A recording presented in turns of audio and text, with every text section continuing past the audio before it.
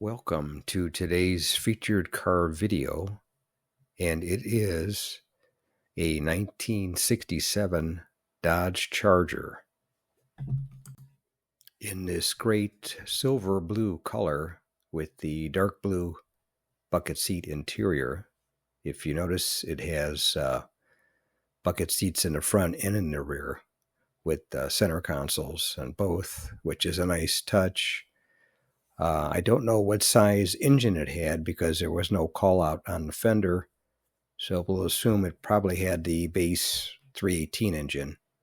Although you could get up to this is the first year you could get the 440 engine, and including last year 1966 models, you could get the Hemi engine, the 426 Hemi, which was also available on this car. This one probably does not have it because there's no call out on the fender, which I imagine it would have if it was indeed a Hemi.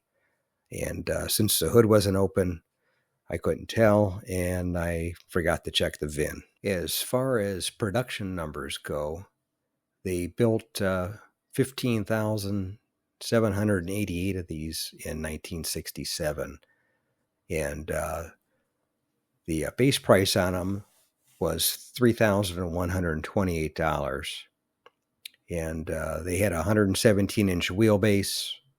Overall length was 203.6 inches. Width was 75.8 inches, and the front track was 59.5 inches.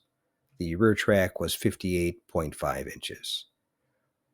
The shipping weight was 3,480 pounds.